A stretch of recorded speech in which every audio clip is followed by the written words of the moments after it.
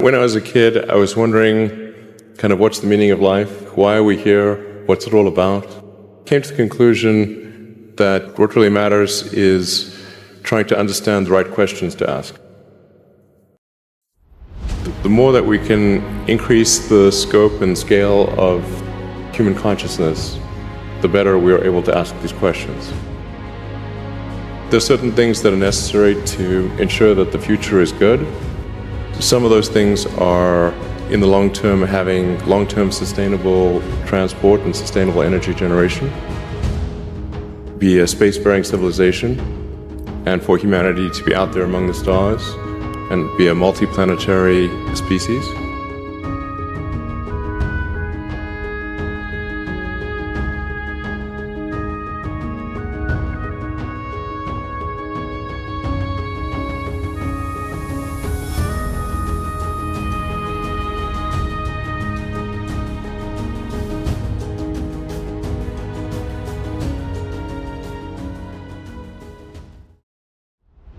I'm available 24/7 to help solve issues. Right. Call me 3 a.m. on a Sunday morning. I don't care.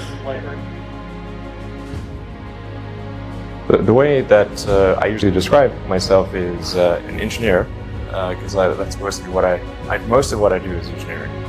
So I spend most of the week with my engineering and design team working on the current car and future cars and the rockets and spacecraft and that kind of thing. When I was a kid, I didn't really have any grand designs. I mean, the reason I started programming computers is because I like computer games. And I'd play lots of computer games, and I learned that if I wrote software and sold it, then I could get more money and buy better computers. So it wasn't really, with some grand vision or anything. When I was growing up, I'd read lots of books, and they were very often set in the United States, and it seemed like a lot of new technology was being developed in the United States. So I thought, okay, I really want to work on new technology, so I want to get to Silicon Valley. I tried at first to convince my parents to move to the US, but neither of them would move. They were divorced, and so eventually I was able to get my Canadian citizenship because my mom had been born in Canada. So I moved first to Canada by myself when I was 17, and then a few years later I moved to the US. The reason I came out to Stanford was actually to work on energy storage technologies for electric cars. That summer of '95, I was looking at the internet, and it seemed to me like the internet was going to have a big effect on humanity. So I thought, well, I can either work on electric vehicle technology and do my PhD at Stanford and watch the internet get built, or I could put my studies on hold and try to be part of the internet. And at first I tried to get a job at Netscape because that was the only internet company, and they didn't respond to me. So I was like, okay, if I can't get a job at the only internet company, then I better try starting something. But I talked to my professor and I said, look, I'm going to try starting a company. It's probably not going to succeed. And if it doesn't succeed, can I come back? And he said, sure, no problem. And so I put my studies on hold and started the company. Did some internet stuff, one of which was PayPal. I think maybe it's helpful to say one of the things that was important then in the creation of PayPal was kind of how it started, because initially the initial thought was with PayPal was to create an agglomeration of financial services, so to have one place where all your financial services needs would be seamlessly integrated and work smoothly. And then we had like a little feature which was to do email payments, and whenever we'd show the system off to someone, we'd show the hard part, which was the agglomeration of financial services, which was quite difficult to put together. Nobody was interested. Then we'd show people email payments, which was actually quite easy, and everybody was interested. I think it's important to take feedback from your environment. You want to be as closed loop as possible. We focused on email payments and really try to make that work, and that's what really got things to take off. But if we hadn't responded to what people said, then we probably would not have been successful. Going from PayPal, I thought, well, what are some of the other problems that are likely to most affect the future of humanity?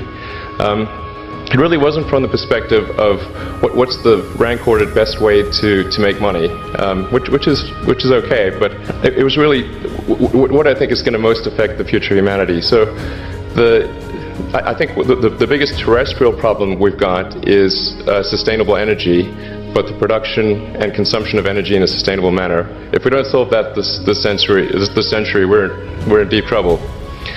And then the other one being the extension of life beyond Earth to make life multiplanetary. So the latter is the basis for SpaceX, and the former is the basis for Tesla and Solar City. When I started SpaceX, initially I thought that, well, there's no way one could possibly start a rocket company. I wasn't that crazy. But then I thought, well, what is a way to increase NASA's budget? That was actually my initial goal. So I actually went to Russia 3 times to look at buying a refurbished ICBM. I can tell you it was very weird going there in late 2001, 2002, going to the Russian rocket forces and saying, I'd like to buy 2 of your biggest rockets, but you can keep the nuke. They thought I was crazy, but I did have money, so that was okay. Particularly if you're starting a company, you need to work super hard. So what does super hard mean? Well, when my brother and I were starting our first company, instead of getting an apartment, we just rented a small office and we slept on the couch. And we showered at the YMCA, and we're so hot up we had just one computer. So the website was up during the day, and I was coding at night. 7 days a week, all the time. Briefly had a girlfriend in that period, and in order to be with me, she had to sleep in the office. So work hard like every waking hour. That's the thing I would say. You do simple math, say like, okay, if somebody else is working 50 hours and you're working 100, you'll get twice as much done in the course of a year as the other company. Work like hell. I mean, you just have to put in, 80 to 100 hour weeks every week. And then a lot of work. All those things improve the odds of success. If other people are putting in 40-hour work weeks and you're putting in 100-hour work weeks, then even if you're doing the same thing, you know that in 1 year you will achieve what they achieve. You will achieve in 4 months what it takes them a year to achieve. Then it's just you have to apply a lot of hours to actually working. So the way I generally do it is I'll be working at SpaceX on Monday, and then Monday night flight to Bay Area, spend Tuesday and Wednesday at the Bay Area, then at Tesla, and then fly back on Wednesday night, spend Thursday and Friday at SpaceX. In the last several months, then I would fly back here on a Saturday and either spend Saturday and Sunday at Tesla or spend Saturday at Tesla and Sunday at SpaceX. So 7 days a week, sleeping in the factory. I worked in the paint shop, general assembly, body shop. You ever worry about yourself imploding? Like it's just too much? Absolutely. No one should put this many hours into work. This is not good. People should not work this hard. They should not do this. This is very painful. Painful in what sense? It hurts my brain and my heart. This is not recommended for anyone. I just did it because if I didn't do it, then good chance Tesla would die. I gave basically both SpaceX and Tesla from the beginning a probability of less than 10% of likely to succeed. In the beginning, I wouldn't even let my friends invest because I didn't want to lose their money. I thought it was I'd rather lose my own money.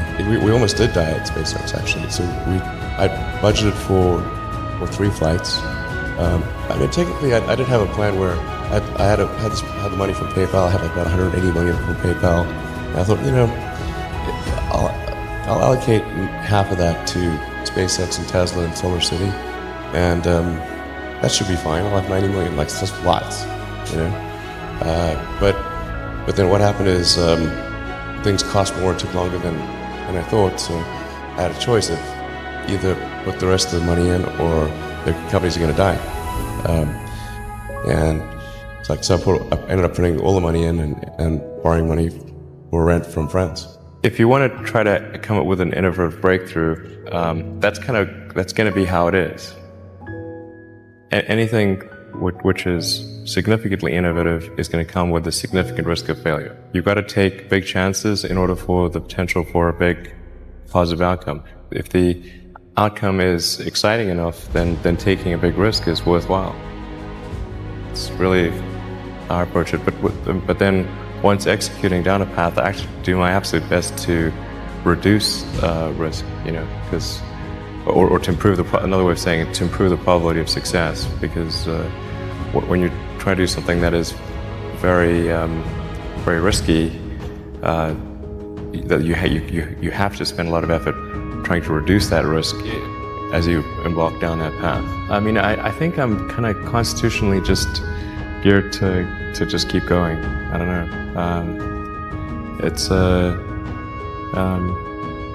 Yeah, I mean, it just, I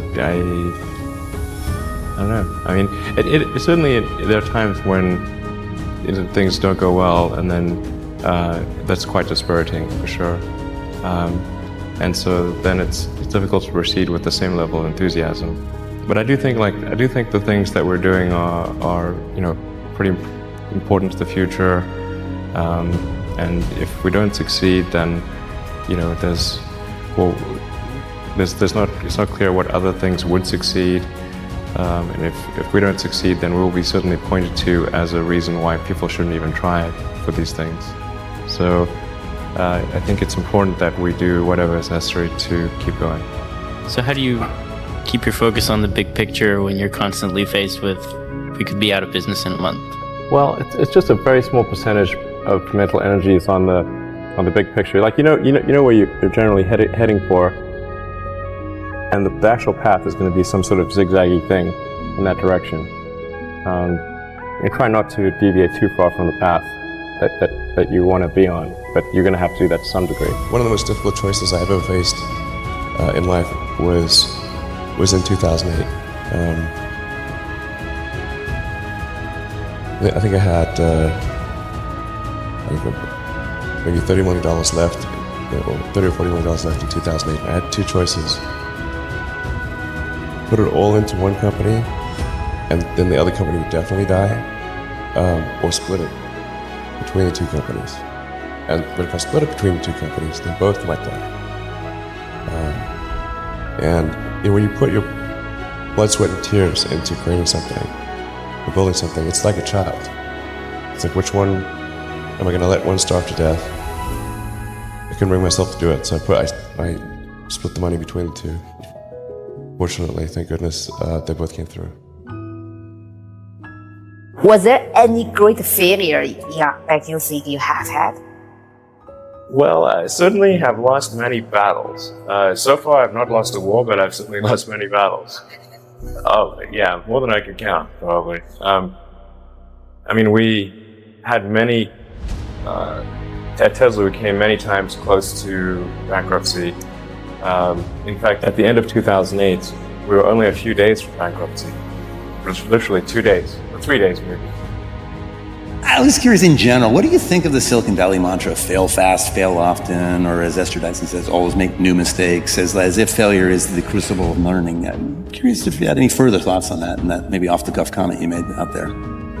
Well, I mean, there are many that sort of, I mean, I think it's sort of, there's like some entropic basis for this. Like, there are many more ways to fail than to succeed. So you have to explore, I mean, particularly like for a rocket, there's like 1,000 ways a thing can fail and like one way it can work. So you could have a lot of rocket failures to explore all the ways in which you can fail. But I do think that one great thing about Silicon Valley is that failure is not a big stigma. So it's like if you try hard and it doesn't work out, that's okay. Like you can learn from that and do another company, and it's not a big deal. I mean, I think it's like quite painful and difficult, honestly, and it feels terrible. Yeah, I mean, the company's sort of looking to, me to, rally them, and so I do. But I honestly feel super bad. space is hard, and rockets tend to fail, unfortunately. Even when you've got like a lot of really smart people working super hard to minimize the probability of failure, it's still there, and it's quite significant. And people have asked me like, well, why are rockets especially hard? Part of it is like everything has to work the first time. Like there's no, you can't do a recall, you can't patch it. It's like 9 minutes to orbit or it's over. That mindset that embraces failure, how do you personally, those kinds of failures would drive a lot of us in this room nuts, but it doesn't seem to drive you nuts. Seems like you're very comfortable with it. Can you talk about the mindset that requires for you to be that accepting of that kind of failure? Well, I think there's a certain amount of time, and within that time, you want the best net outcome. So, for all the set of actions that you can do, there's going to be some of which will fail, some of which will succeed, and you want the net useful output of your set of actions to be the highest. So, like use like a baseball analogy, like at baseball they don't let you just sit there and wait for the perfect pitch until you get a real easy one. They can give you 3 shots. And the third one, they say, okay, and they get off they go back to put somebody else up there. So your 3 strikes on baseball, not on the bat anymore. So what you're really looking for is like, what's the batting average? How you doing on score, and just if there's going to be some amount of failure, but you want your net useful output to be maximized. Failure is essentially irrelevant unless it is catastrophic. For SpaceX, the first 3 launches failed, and we're just barely able to scrape together enough parts and money to do the 4th launch. If that 4th launch had failed, we would have been dead. So multiple failures along the way. I tried very hard to get the right expertise in for SpaceX. I tried hard to find a great chief engineer for the rocket, but the good chief engineers wouldn't join, and the bad ones, well, there was no point in hiring them. So I ended up being chief engineer of the rocket. So if I could have found somebody better, then we would have maybe had less than 3 failures. How do you think about making a decision when everyone tells you this is a crazy idea? Or where do you get the internal strength to do that? Well, first of all, I'd say I actually think I feel fear quite strongly. So it's not as though I just have the absence of fear. I feel it quite strongly. But there are just times when something is important enough, you believe in it enough that you do it in spite of the fear. There are people who've been in the rocketry business for decades who say about you that you don't know what you don't know. Well, I suppose that's true of anyone. How can anyone know what they don't know? But when critics say you can't do this, your answer to them is, we've done it. There are American heroes who don't like this idea. Neil Armstrong, Gene Cernan have both testified against commercial spaceflight and the way that you're developing it, and I wonder what you think of that. I was very sad to see that, because those guys are, those guys are heroes of mine, so it's really tough. I wish they would come and visit and see the hardware that we're doing here. And I think that would change their mind. They inspired you to do this, didn't they? Yes. And to see them casting stones in your direction. It's difficult. Did you expect them to cheer you on? Certainly hoping they would. What are you trying to prove to them? What I'm trying to do is to make a significant difference in spaceflight and help make spaceflight accessible to almost anyone. So many people try to talk me out of starting a rocket company. It was crazy. What did they tell you? One good friend of mine collected a whole series of videos of rockets blowing up and made me watch those. You just didn't want me to lose all my money. We're doing these things that seem unlikely to succeed. And we've been fortunate, and at least thus far, they have succeeded. Generally, starting a business, I'd say, number one is have a high pain threshold. That's it. There's a friend of mine who's got a good saying, which is that starting a company is like eating glass and staring into the abyss. Okay, that's generally what happens. Because when you first start a company, there's lots of optimism and things are great. And then, so happiness at first is high. Then you encounter all sorts of issues. And happiness will steadily decline. And then you'll go through a whole world of hurt. And then eventually, if you succeed, and in most cases you will not succeed, and Tesla almost didn't succeed, came very close to failure. Then if you succeed, then after a long time, you will finally get back to happiness. Frankly, starting a company, I would advise people to have a high pain tolerance. It is definitely true that, I mean, maybe there are occasionally companies that get created where there's not an extended period of extreme pain, but I'm not aware of very many of such instances. But I do think that new great entrepreneurs are born every day, and we'll continue to see amazing companies get built. But I would definitely advise people who are starting a company to expect a long period of quite high difficulty. It's really not that fun. I mean, there are periods of fun, and there are periods of where it's just awful. And particularly if you're the CEO of the company, you actually have a distillation of all the worst problems in the company. There's no point in spending your time on things that are going right. So you only spend your time on things that are going wrong.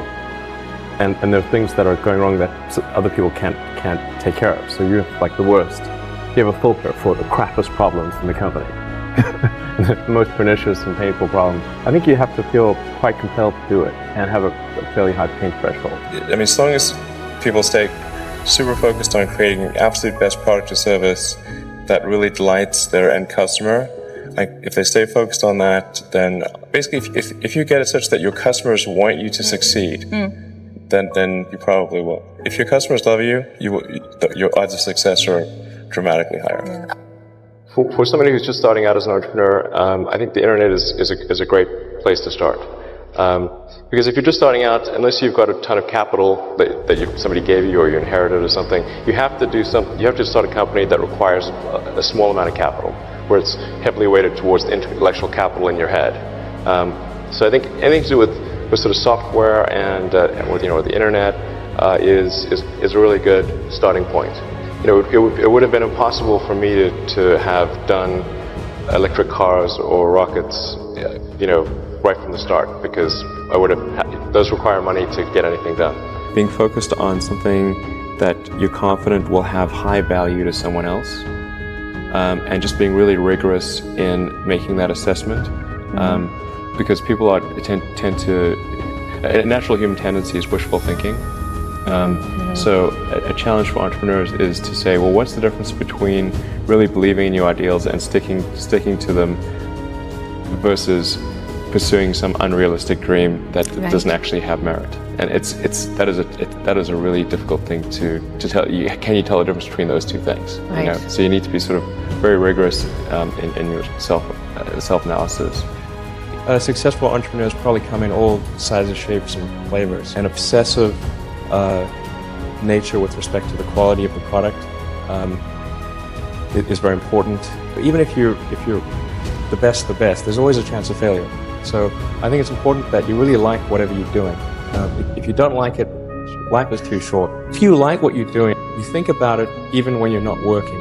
I mean, it's something that your mind is drawn to. And if you don't like it, you just really can't make it work, I think. If you're creating a company or if you're joining a company, the most important thing is to attract great people. So either join a group that's amazing that you really respect, or if you're building a company, you've got to gather great people. I mean, all a company is a group of people that have gathered together to create a product or service. And so depending upon how talented and hardworking that group is, and the degree to which they are focused cohesively in a good direction, that will determine the success of the company. So do everything you can to gather great people if you're creating a company. Then I'd say focus on signal over noise. A lot of companies get confused. They spend money on things that don't actually make the product better. So, for example, at Tesla, we've never spent any money on advertising. We put all of the money into R&D and manufacturing and design to try to make the car as good as possible. And I think that's the way to go. So, for any given company, just can keep thinking about, are these efforts that people are expending, are they resulting in a better product or service? And if they're not, stop those efforts. Don't just follow the trend. So you may have heard me say that it's good to think in terms of the physics approach of first principles, which is, rather than reasoning by analogy, you boil things down to the most fundamental truths you can imagine, and you reason up from there. And this is a good way to figure out if something really makes sense, or if it's just what everybody else is doing. It's hard to think that way. You can't think that way about everything. It takes a lot of effort. But if you're trying to do something new, it's the best way to think. And that framework was developed by physicists to figure out counterintuitive things, like quantum mechanics. So it's really a powerful method. I think that the final thing I would encourage you to do is, now is the time to take risk. You don't have kids. As you get older, your obligations increase. So and once you have a family, you start taking risk not just for yourself, but for your family as well. It gets much harder to do things that might not work out. So now is the time to do that. Before you have those obligations. So I would encourage you to take risks now. Do something bold. You won't regret it.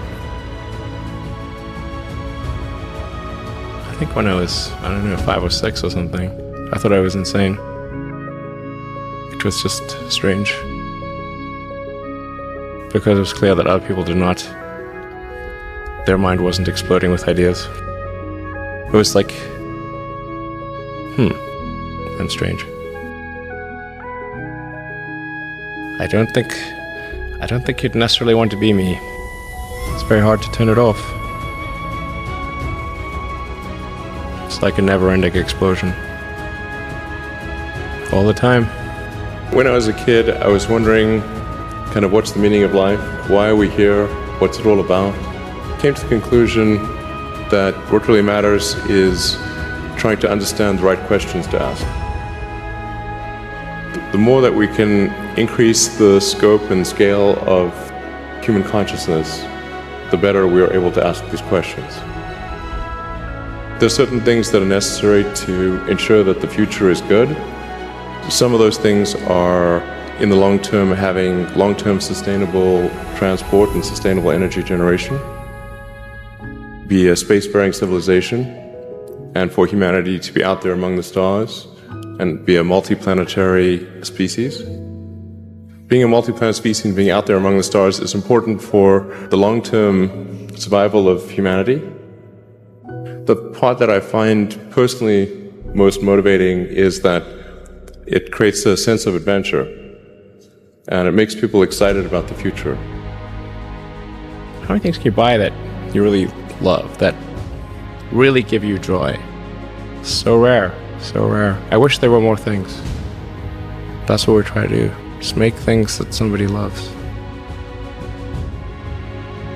The universe as we know it will dissipate into a fine mist of cold nothingness eventually. I don't want to sound like things are too dark, because I think you kind of have to be optimistic about the future. There's no point in being pessimistic. What are the set of things that can be done to make the future better? I think that a future where we are a spacefaring civilization and out there among the stars, this is very exciting. This makes me look forward to the future. This makes me want that future. There need to be things that make you look forward to waking up in the morning. You wake up in the morning, you look forward to the day, look forward to the future. That second version is incredibly exciting and inspiring. You know, life can't just be about solving problems. Otherwise, what's the point? There's got to be things that people find inspiring and make life worth living. A future where we are a spacefaring civilization and out there among the stars, I think that's very exciting. That is a thing we want. Whereas if you knew we would not be a spacefaring civilization but forever confined to Earth, this would not be a good future. That would be very sad, I think. If there are two futurists, and one futurist, we're out there among the stars, and the things we read about and see in science fiction movies, the good ones, are true. We have these starships, and we're going to see what other planets are like. And we're a multi-planet species, and the scope and scale of consciousness is expanded across many civilizations and many planets and many star systems. This is a great future. This is a wonderful thing to me, and that's what we should strive for.